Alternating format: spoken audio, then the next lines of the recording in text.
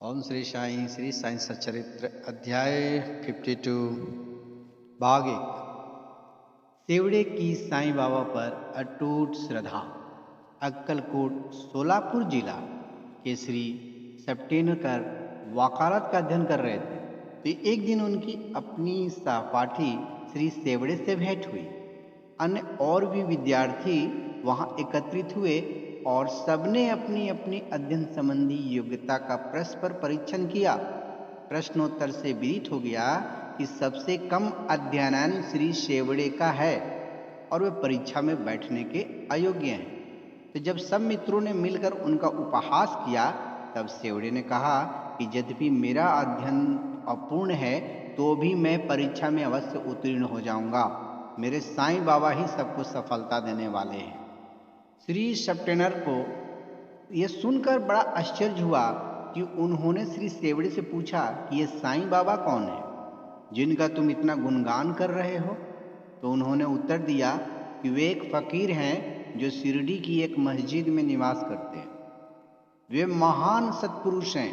ऐसे अन्य संत भी हो सकते हैं परंतु वे उनमें अद्वितीय हैं।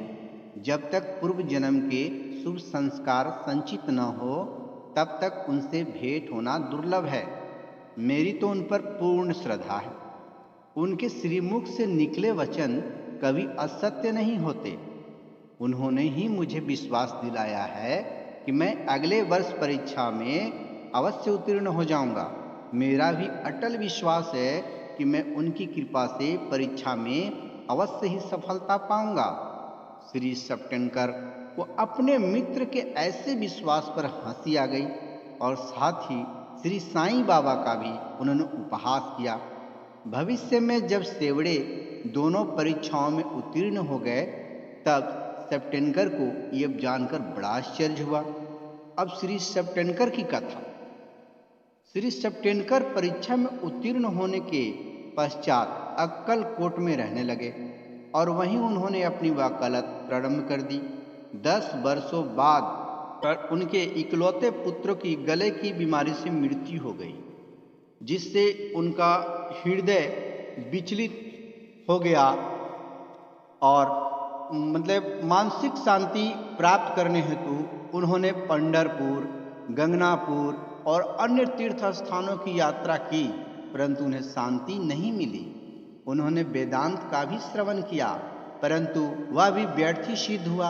अचानक उन्हें सेवड़े के वचनों तथा श्री साईं बाबा के प्रति उनके विश्वास की स्मृति हो आई और उन्होंने विचार किया कि मुझे भी शिरडी जाकर बाबा का दर्शन करना चाहिए।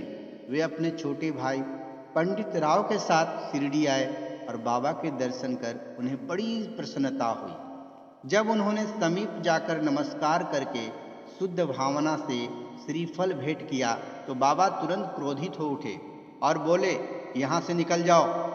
सप्टेनकर का सिर झुक गया और वे कुछ हटकर पीछे बैठ गए। वे यह जानना चाहते थे कि किस प्रकार उनके समक्ष उपस्थित होना चाहिए। किसी ने उन्हें बाला सिम्पी का नाम सुझा दिया। सप्टेनकर उनके पास गए और उनसे सहायता करने की प्रार्थना करने लगे। वे दोनों बाबा का एक चित्र मोल लेकर मस्जिद आए। बाबा सिम्पी ने अपने हाथ में चित्र लेकर बाबा के हाथ में दे दिया और पूछा कि यह किसका चित्र है। तो बाबा ने सप्टेनकर की ओर संकेत कर कहा, यह तो मेरे यार का है। यह कहकर वे हंसने लगे और साथ ही सब भक्त मंडली भी हंसने लगी। बाबा सिम्पी के संकेत पर जब सप्टेनकर उन्हें प्रणाम करने लगे तो वो पुनः चिल्ला पड़े कि बाहर निकलो। सप्टेनकर की समझ में नहीं आया कि वे क्या करें। तब वे दोनों हाथ जोड़कर प्रार्थना करते हुए बाबा के सामने बैठ गए परंतु बाबा ने उन्हें तुरंत ही बाहर निकलने की आज्ञा दी। वे दोनों बहुत ही निराश हुए और उनकी आज्ञा भला कौन टाल सकता था। आखिर सप्टेनकर खिन्न मन होकर शिरडी से वापस चले आए। उन्होंने मन ही मन प्रार्थना की कि हे साईं, मैं आपसे दया की भिक्षा मांगता हूँ। कम से कम इतना ही आश्वासन दे दीजिए कि मुझे भविष्य में कभी न कभी आपके श्री दर्शनों की अनुमति मिलेगी। 1 वर्ष बीत गया, फिर भी उनके मन में शांति ना आई। वे गगनापुर गए, जहाँ उनके मन में अशांति और अधिक बढ़ गई।